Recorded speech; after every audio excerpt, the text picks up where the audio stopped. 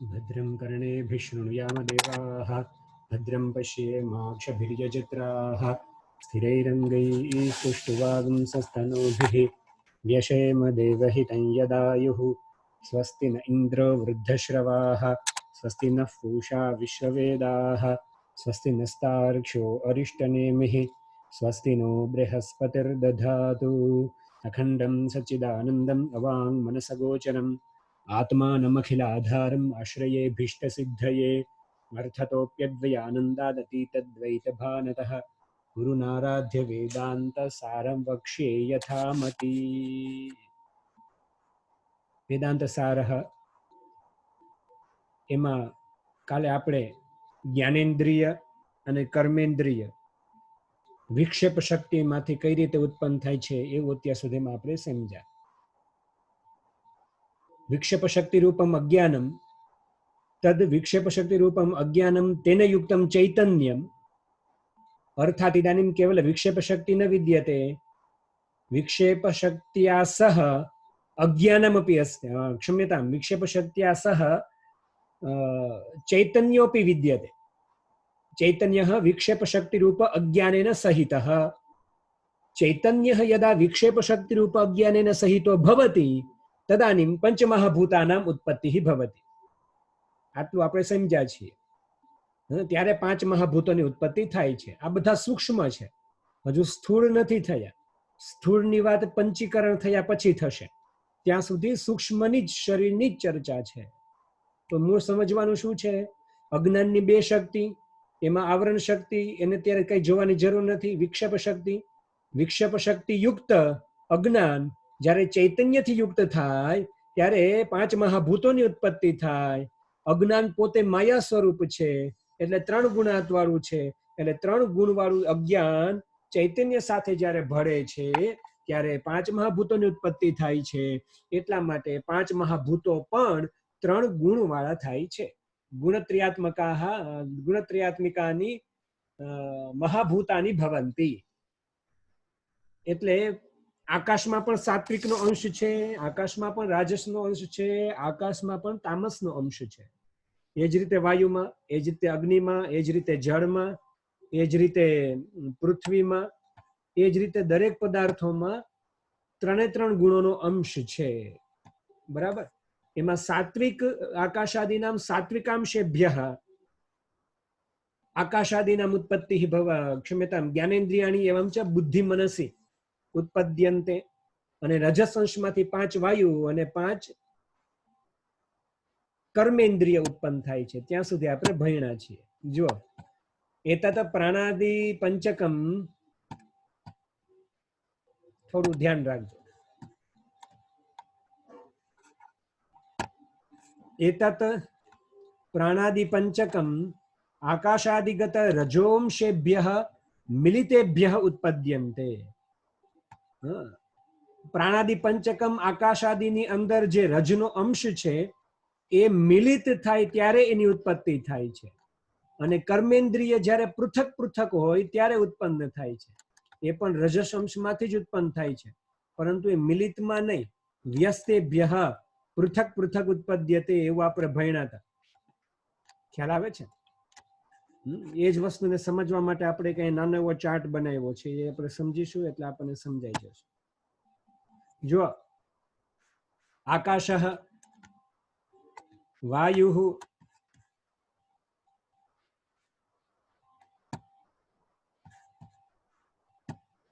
અગ્નિઃ આપઃ આપ એવં ચ પૃથ્વી ઇમાની પંચમહાભૂતાની સંતિ નામ ઇમાની અપી સર્વાણી ગુણત્રયાત્મિકાની ભૂતાની વિદ્યન્તે. આ પણ ત્રણ ગુણ વાળા છે બધા. ગુણત્રયાત્મિકાની ઇમાની સર્વાણી, આ ત્રણ ગુણ વાળા છે. એ ત્રણ ગુણ વાળામાંથી એમાં પેલો ગુણ એ સત્વ ગુણ છે, બીજો ગુણ એ રજો ગુણ છે.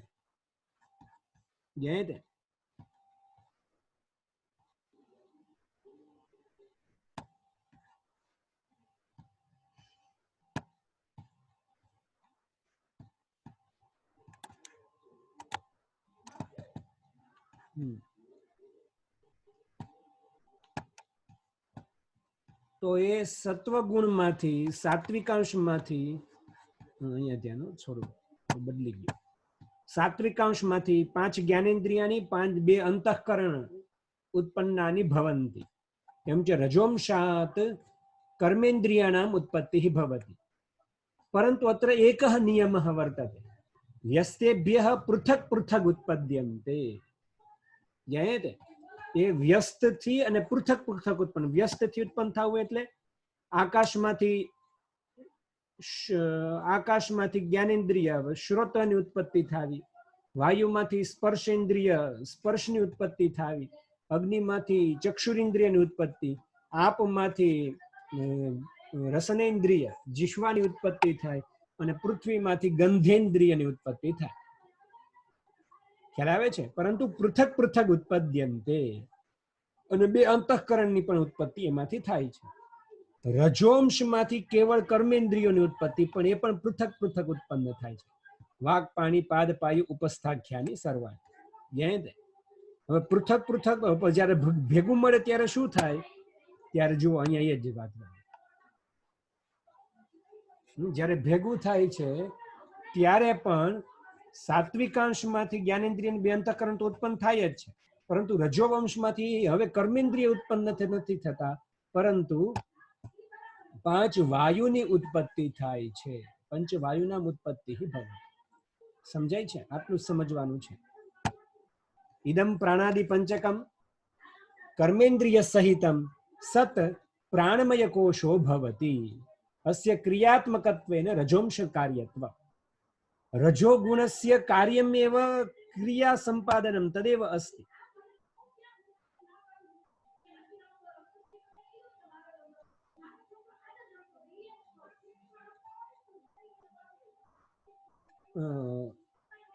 ઇદમ પ્રાણાદિ પંચકમ કર્મેન્દ્રિય સહિતમ સન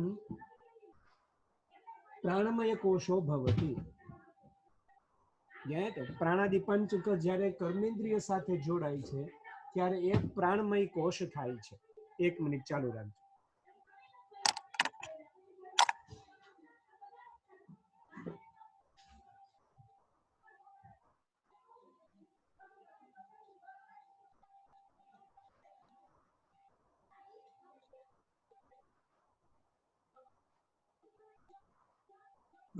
બધા ભાઈઓ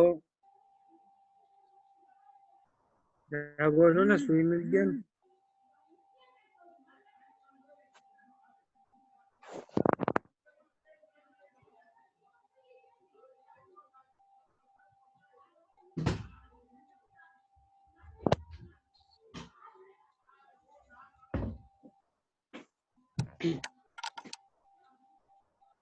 જય સ્વામિનારાયણ. જય સ્વામિનારાયણ ગુરુજી. જય સ્વામિનારાયણ ગુરુજી. જય સ્વામિનારાયણ. જય સ્વામિનારાયણ.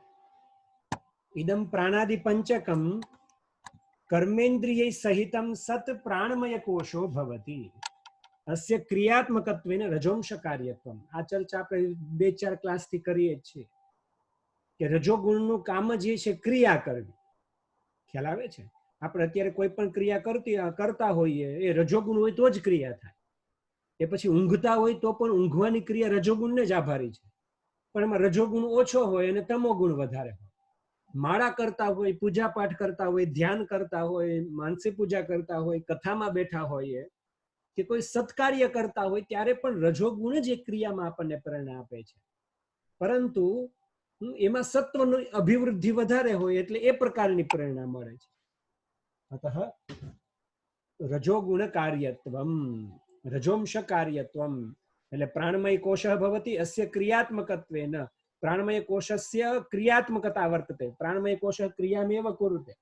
એ ક્રિયા સતત કરે છે. અતઃ પ્રાણમય કોશો ભવતિ. પશ્યંતુ, હવે અહીંયા એક અગત્યની વાત સમજવાની આવે છે. એતેષુ કોશેષુ મધ્યે, આ બધા કોષની અંદર વિજ્ઞાનમય કોશઃ કીદૃશો વર્તતે? જ્ઞાન શક્તિમાન વર્તતે. એ સચુ કર્તૃરૂપઃ. મનોમય કોશઃ ઈચ્છા શક્તિમાન વર્તતે. सः करणरूपः, करणं नाम साधनं।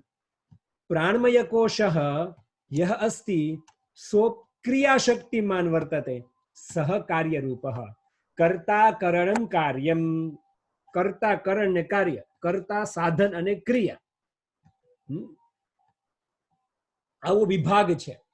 કર્તા કરણ આ બંને જ્યારે ભેગા થાય ત્યારે જ ક્રિયા થાય છે। કર્તા જ ના હોય, કુંભકાર જ ન હોય તો ઘડો થવાનો નથી। કુંભકાર પણ હોય પણ કરણ એટલે પેલો ચાકડો, દંડ, ચક્રમ, એ ના હોય, કરણ ના હોય, સાધન ના હોય તો પણ કોઈ કાર્ય થવાનું નથી। કર્તૃરૂપઃ, કરણરૂપઃ, કાર્યરૂપઃ। એટલે વિજ્ઞાન, મનોમય ને પ્રાણમય આ ત્રણેય ભેગા થાય છે ત્યારે સૃષ્ટિ થાય છે। ખ્યાલ આવે છે? ત્રણેય ભેગા થાય છે ત્યારે કંઈક નવું સર્જન થાય છે। પરંતુ અહીંયા શું સર્જન થશે? સૂક્ષ્મ શરીર જ સર્જન થવાનું છે। ખ્યાલ આવે છે? સ્થૂળ શરીર હજી નથી।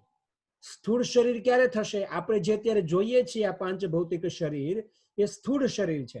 એ ક્યારે સર્જન થાય? જ્યારે પંચીકરણની પ્રક્રિયા થાય, જ્યારે એની અભિવ્યક્તિ થવા માટેની કોઈ એક હેતુ મળી રહે, ત્યારે એ સ્થૂળ શરીરમાં, સ્થૂળ શરીરનું સર્જન સૂક્ષ્મ શરીર કરે છે। સૂક્ષ્મમાંથી જ હંમેશા સ્થૂળની સૃષ્ટિ થાય છે। બાળકનો જન્મ થાય ત્યારે માતાના ગર્ભમાં જ્યારે બાળક હોય ત્યારે એક બિંદુ પરિમિતમ એવ તસ્ય સ્વરૂપમ ભવતી નામ અત્યંતમ સૂક્ષ્મ ભવતી, અનંતરમ જન્માનંતરમ એવં ચ 20, 30 અથવા 50 વર્ષાનંતરમ સહ અત્યંત સ્થૂલકાયો ભવતી।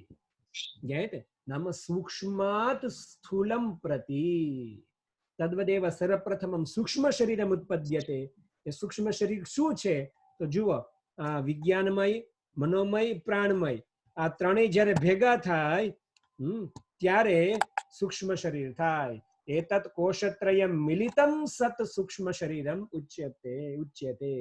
આ ત્રણ મળે છે ત્યારે સૂક્ષ્મ શરીર થાય છે। ત્યાં સુધી એને સૂક્ષ્મ શરીર નથી કહેવાતું, ત્યાં સુધી એને વિજ્ઞાનમય જ કહેવાય, ત્યાં સુધી એને મનોમય જ કહેવાય, ત્યાં સુધી એને પ્રાણમય કોશ જ કહેવાય। પણ ત્રણેય ભેગા થઈ ગયા તો એ બધા ભેગા થયેલા એક પિંડને સૂક્ષ્મ શરીર કહેવાશે।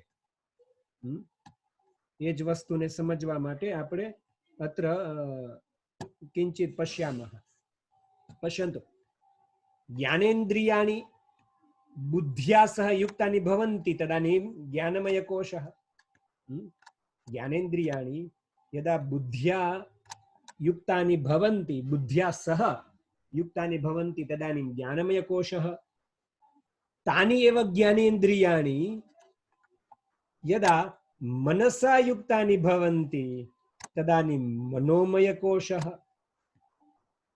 અત્ર પ્રાણમય કોશઃ કર્મેન્દ્રિયાણિ યદા વાયુભિઃ, પંચવાયુભિઃ યુક્તાની ભવન્તિ તદાનીમ પ્રાણમય કોશઃ ભવતિ।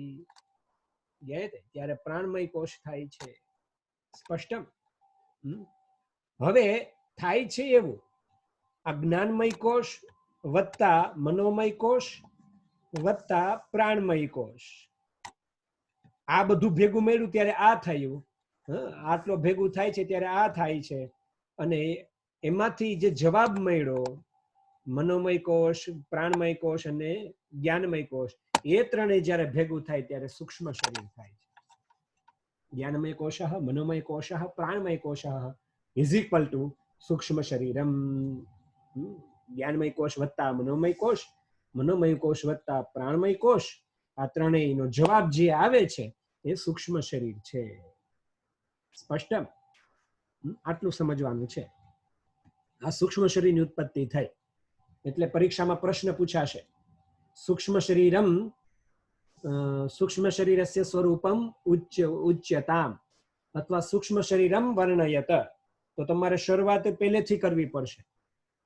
વિક્ષિપ્ત અજ્ઞાનોપહિત ચૈતન્યાત પંચ મહાભૂતાની ઉત્પદ્યન્તે।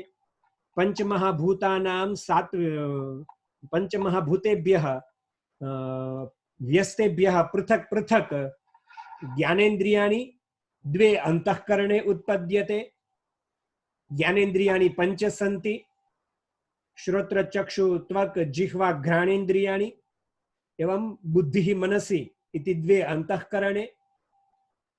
अनन्तरम् एतैः एव पञ्चमहाभूतैः एतेषां पञ्चमहाभूतानाम् एव मिलितेभ्यः अपि सात्विकांशेभ्यः अपि एतेषाम् इन्द्रियाणाम् एव उत्पत्तिः, ज्ञानेन्द्रियाणाम् एव उत्पत्तिः। अनन्तरं व्यस्तेभ्यः पृथक् पृथक् रजोंशेभ्यः कर्मेन्द्रियाणाम् उत्पत्तिः। आकाशादिगत पञ्चमहाभूतानां रजोंशेभ्यः कर्मेन्द्रियाणाम् उत्पत्तिः। तानि च कर्मेन्द्रियाणि वाक् पाणि पाद पायु उपस्थाख्यानि सन्ति। ज्ञायते?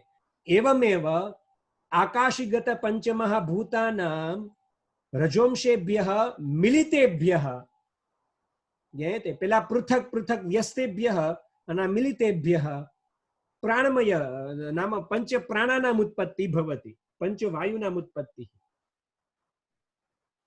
इमानि ज्ञानेन्द्रियाणि પછી પાંચ વાયુના નામ આવે છે એ પહેલા પંચવાયુના નામ પ્રાણાપાનો વ્યાનો દાન સમાનાખ્યાની સમાનાખ્યાઃ પંચવાયવઃ।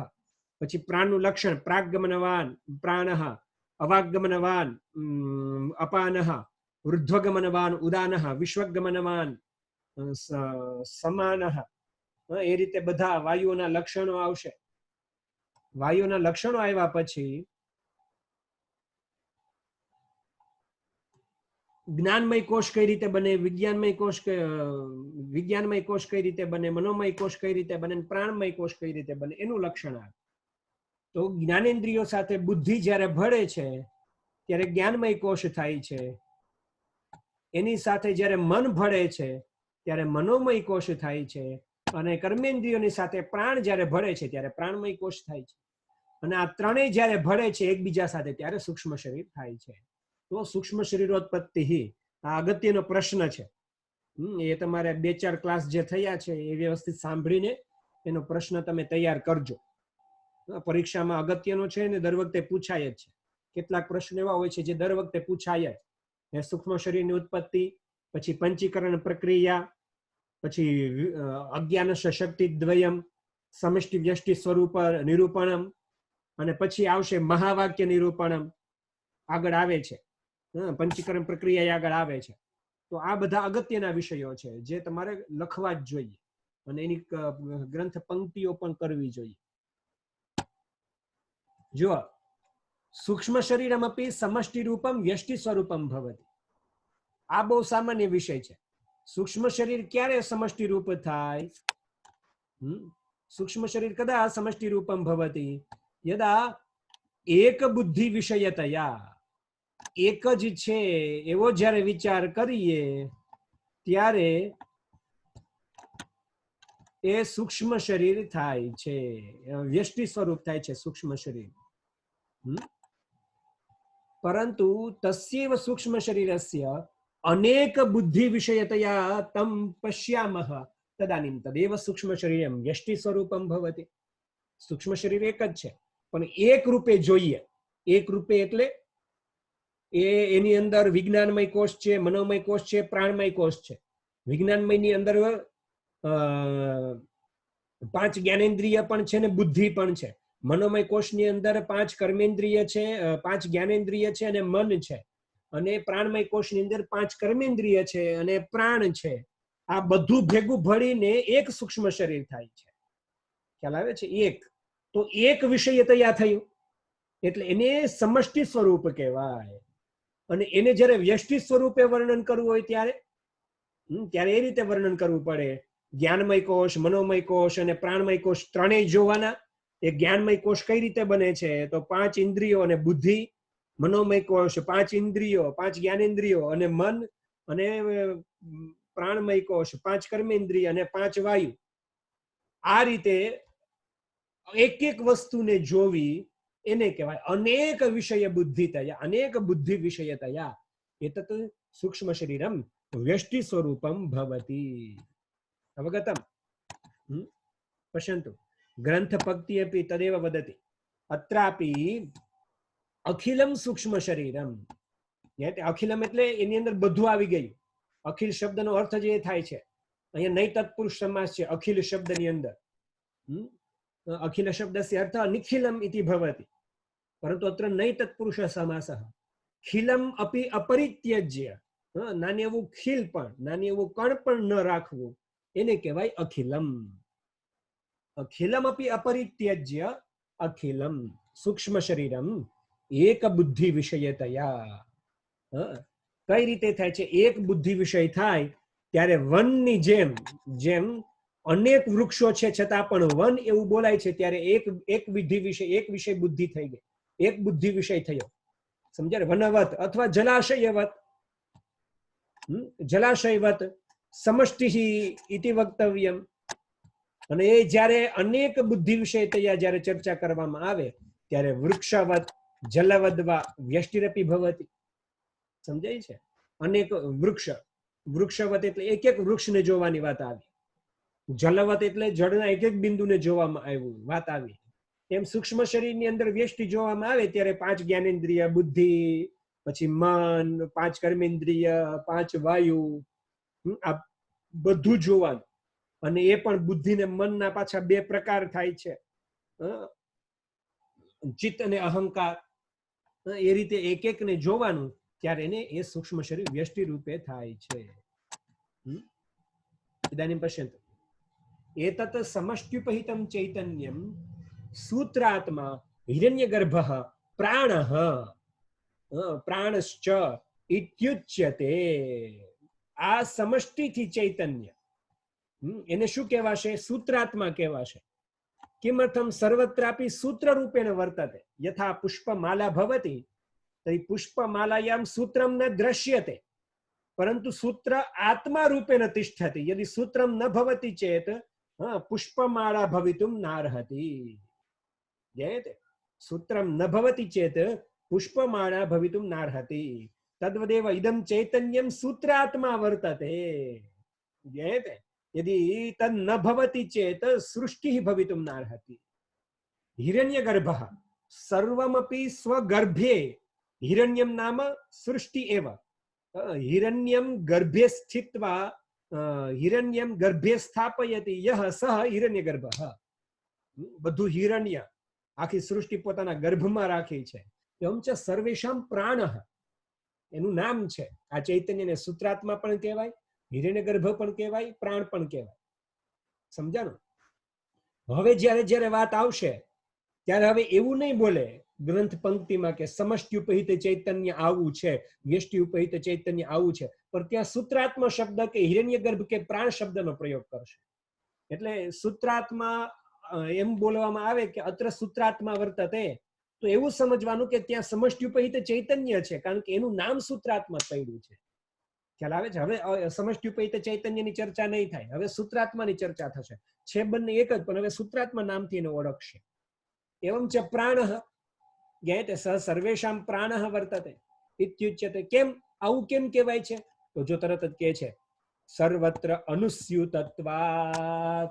બધાની અંદર અનુસ્યુત રૂપે રહેલો છે અનુસ્યુત એટલે કન્ટિન્યુ સતત અનવરત પરમાત્મા સતત સર્વત્ર અનુસ્યુત રૂપેણ તિષ્ઠતિ સૂત્રાત્મા અનુસ્યુત રૂપેણ સર્વત્રાપી તિષ્ઠતિ યથા એકસ્યામ પુષ્પમાલાયામ સૂત્રમ અનુસ્યુત રૂપેણ તિષ્ઠતિ એ રીતે પરમાત્મા સૂત્રાત્મા ચૈતન્ય પણ અનુસ્યુતત્વાત સહસૂત્રાત્મા વર્તતે કેમ એને સૂત્રાત્મા કહેવાય છે કારણ કે અનુસ્યુત રૂપેણ તિષ્ઠતિ અતઃ સર્વત્ર તિષ્ઠતિ જ્ઞાનેચ્છા ક્રિયા શક્તિમત ઉપહિતત્વાત જ્ઞાન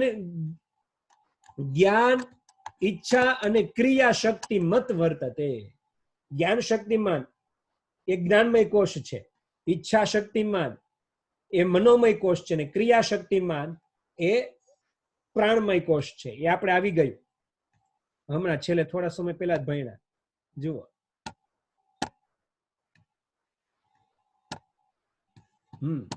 વિજ્ઞાનમય શોક કીદૃશો વર્તતે અત્ર અસ્તિ પશ્યन्तु વિજ્ઞાનમય કોશ કીદૃશો વર્તતે જ્ઞાન શક્તિમાન વર્તતે મનોમય કોશ ઈચ્છા શક્તિમાન વર્તતે પ્રાણમય કોશ ક્રિયા શક્તિમાન વર્તતે એ જ ચર્ચા પાછી અહીંયા કરી છે જ્ઞાન ઈચ્છા ક્રિયા શક્તિ મત ઉપહિતત્વાચ એનાથી યુક્ત છે. એ તો સમજાઈ ગયું, કારણ કે પહેલા એની ચર્ચા કરી દીધી હતી. સમજાણું? આ સૂક્ષ્મ શરીર આનાથી યુક્ત છે. ઇદાનીમ પશ્યन्तु. अस्यैषा समष्टिः स्थूल प्रपंच अपेक्षया अत्यंत सूक्ष्मत्वात् सूक्ष्म शरीरम इत्युच्यते. આ સમષ્ટિ કેવી છે? સ્થૂળ પ્રપંચની અપેક્ષાથી અત્યંત સૂક્ષ્મ છે. સ્થૂળ પ્રપંચની અપેક્ષા એટલે આપણે આ જે દેખાય છે શરીર, એ સ્થૂળ પ્રપંચ છે. પાંચ મહાભૂતો જે અનુભવાય છે એ સ્થૂળ પ્રપંચ છે. એના કરતા તો અત્યંત સૂક્ષ્મ છે. જ્ઞાનમય કોષ દેખાય છે? નથી દેખાતો. મનોમય કોષ દેખાય છે? નથી દેખાતો. પ્રાણમય કોષ દેખાય છે? નથી દેખાતો. સૂક્ષ્મ છે. એટલા માટે સ્થૂળ પ્રપંચ કરતા સૂક્ષ્મ છે. એટલા માટે એનું એક નામ છે સૂક્ષ્મ શરીરમ. આ એનું પ્રથમ નામ. સમજાણું? આ એનું પેલું નામ થયું. બીજું વિજ્ઞાનમયાદિ કોષત્રયમ, એનું બીજું ત્રીજું નામ છે. કેમ? કારણ કે એની અંદર ત્રણે ત્રણ કોષ છે જે દેખાતા નથી પણ છે ખરા. એટલા માટે તસ્ય દ્વિતીયમ નામ વર્તતે વિજ્ઞાનમય કોષત્રયમ. બીજું એ જુઓ, જ્ઞાનમય કોષ, મનોમય કોષ ને પ્રાણમય કોષ આપણને અનુભવાતા નથી, પણ સ્વપ્ન સ્થાનમાં પાછા અનુભવાય છે. ખ્યાલ આવે છે? સપનાની અંદર જ્ઞાન પણ છે, મન પણ નવી નવી કલ્પનાઓ કરે છે, અને શ્વાસ એટલે આપણે જીવંત પણ છીએ, એ બધું અનુભવાય છે. એટલે સ્વપ્ન સ્થાન કેવું હોય? જાગ્રત અવસ્થામય હોય અને વાસનામય હોય. જાગ્રત અવસ્થામાં જે કંઈ આપણે જોઈએ છીએ, જાગ્રત અવસ્થાયામ યત્કિમપી વયમ પશ્યામઃ તદેવ સ્વપ્નાવસ્થાયામ અનુભવામહે. કોઈ મૂવી જોતા હોય અને એ અત્યંત ગમતું હોય તો પછી સપનું એવું આવે કે આપણે એ મૂવીના હીરો છીએ. તો જાગ્રત અવસ્થામય છે. બીજું વાસના અવસ્થામય છે.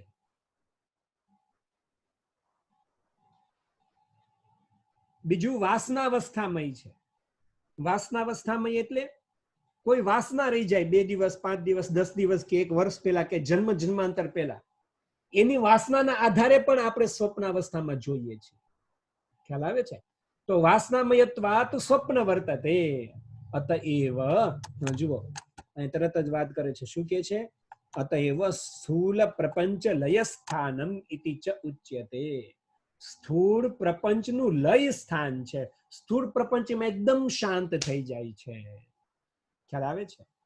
એ જગ્યાએ જ્ઞાન, ઈચ્છા, જ્ઞાન, મન અને પ્રાણ આ ત્રણ જ હોય છે. બીજું કાંઈ હોતું નથી. અન્નમય કોષ પણ હોતો નથી. બીજું કઈ હોતું નથી. અન્નમય કોષ એ સ્થૂળ રૂપ છે. આનંદમય કોષ જે છે, જો આ ત્રણ કોષ, વિજ્ઞાનમય કોષ, પ્રાણમય કોષ, મનોમય કોષ, આ ત્રણ સૂક્ષ્મ શરીર છે. અન્નમય કોષ એક જ, એ સ્થૂળ શરીર છે.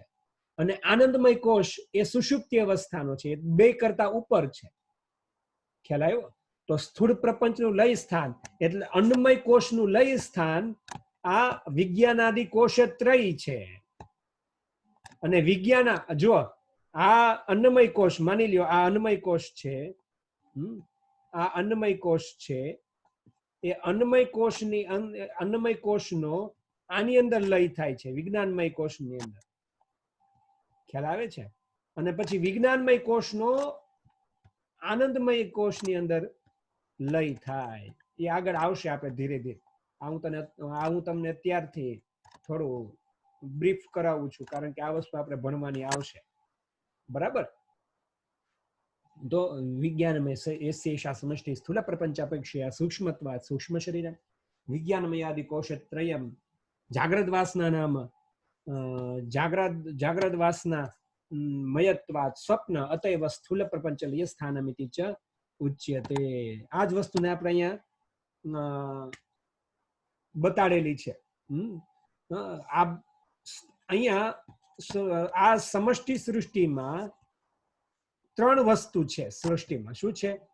એક તો સૂક્ષ્મ શરીર છે, સૂક્ષ્મ શરીર છે, વિજ્ઞાનાદિ કોષત્રય છે, અને સ્વપ્નાવસ્થા છે. એટલા માટે શું થાય છે? અહીંયા આ જાગ્રત અવસ્થાનો લય થઈ જાય છે. ખ્યાલ આવે છે?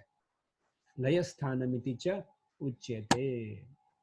હસ્યૈષા સમષ્ટિ સ્થૂલ પ્રપંચાપેક્ષયા. હવે આ વાંચીએ ફરીથી તો તરત સમજાઈ જશે.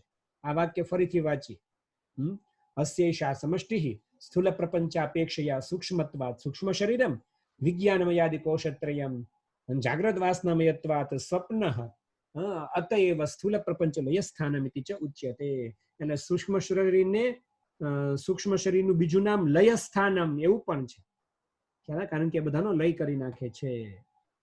જો એતદ વ્યષ્ટ્યુપહિત ચૈતન્યમ તેજસો ભવતિ તેજોમય અંતઃકરણોપહિતત્વાદ. જો અહીંયા શું હતું, હવે ફરીથી થોડા પાછળ જઈએ.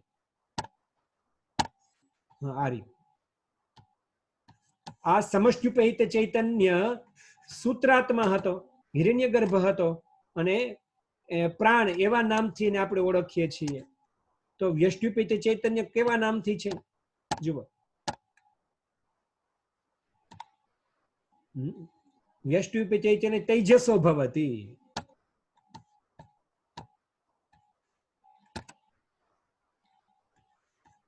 ક્ષમ્યતા.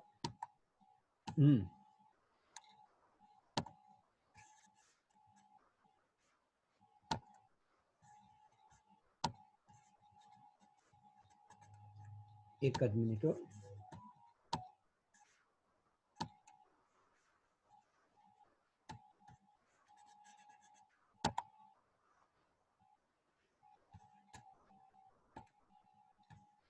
જુઓ, એતદ વ્યષ્ટ્યુપહિત ચૈતન્યમ તેજસ ઇતિ શબ્દેન ઉચ્યતે એમ ચ સમષ્ટ્યુપહિત ચૈતન્યમ સૂત્રાત્મા રૂપેણ ઉચ્યતે. સમજાય છે? આ બંનેના નામ કીધા છે અહીંયા, બંનેના નામ કીધા છે. એટલા માટે એતદ વ્યષ્ટ્યુપહિત ચૈતન્યમ તેજસો ભવતિ એમ છે એતદ સમષ્ટ્યુપહિત ચૈતન્યમ સૂત્રાત્મા ભવતિ. હવે આને કેમ તેજસ કહેવાય છે? આમાં તો કારણ આપ્યું હતું. આમાં કારણ આપ્યું હતું. શું કારણ આપ્યું હતું? જુઓ, ત્યાં કારણ આપ્યું હતું. કારણ શું આપ્યું હતું? કારણ કે એ જે સમષ્ટ્યુપહિત ચૈતન્ય છે એ ચૈતન્ય સર્વત્ર અનુસ્યુત રૂપેણ તિષ્ઠતિ અતઃ સહ સૂત્રાત્મા જ્ઞાનેચ્છા ક્રિયા શક્તિમાન વર્તતે અતઃ સહ હિરણ્યગર્ભ એવં ચ પ્રાણ. તો હવે આને કઈ રીતે તેજસ કહેવાય? તો તરત કે છે તેજોમય અંતઃકરણોપહિતત્વાत्. એનું અંતઃકરણ તેજોમય છે, એટલા માટે એને તેજસ એવા શબ્દથી ઓળખવામાં આવશે. ખ્યાલ આવે છે?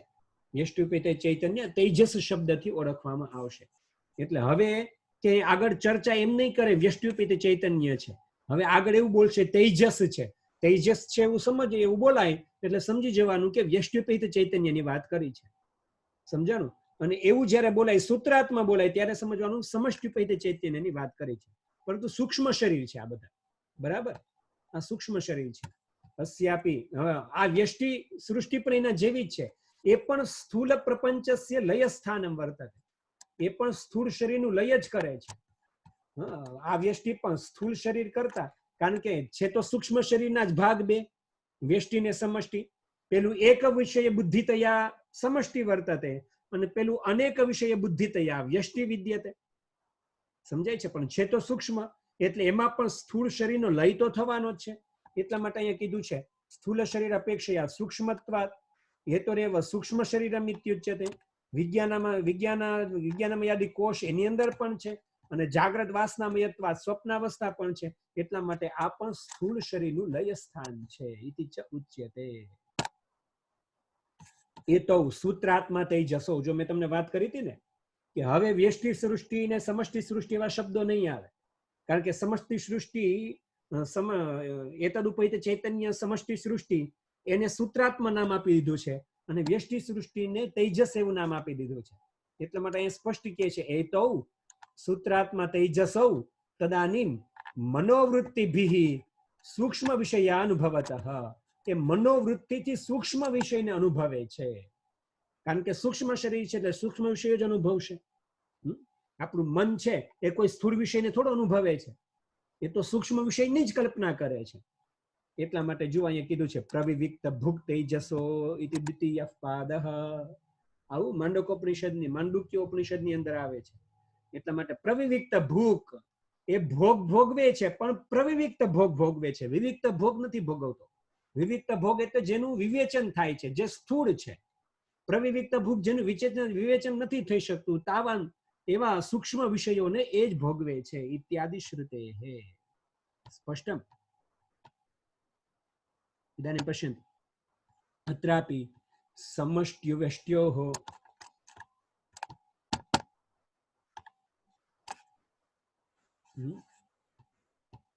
अत्रापि समष्टिव्यष्ट्योः तद उपहित सूत्रात्म तेजसयोः वनवृक्ष तदवच्छिन्नाकाशयोवच्च जलाशय जलवच्च तद्गत प्रतिबिंबाकाशवच्च अभेदः.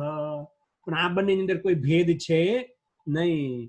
સૂત્રાત્મા અને તેજસ, સૂત્રાત્મા અને તેજસ એ બંનેની વચ્ચે અભેદ સંબંધ છે. અહીંયા કહી દીધું છે છેલ્લે. આ જે અભેદ ઉપરોક્તમ અભેદ વચ્ચ અભેદ. કઈ રીતે અભેદ છે? જેમ વન અને વૃક્ષની અંદર કોઈ ભેદ નથી, જળનું પ્રતિબિંબ અને જલાશયના પ્રતિબિંબનો આકાશ, એમાં કોઈ ભેદ નથી. એના પ્રતિબિંબમાં જે આકાશ છે એના જેમ ભેદ નથી. તદ્વત અભેદ.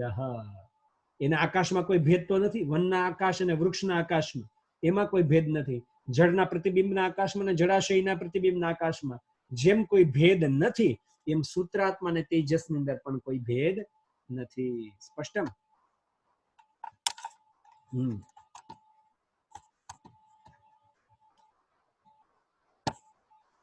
એવમ સૂક્ષ્મ શરીરોત્પત્તિ.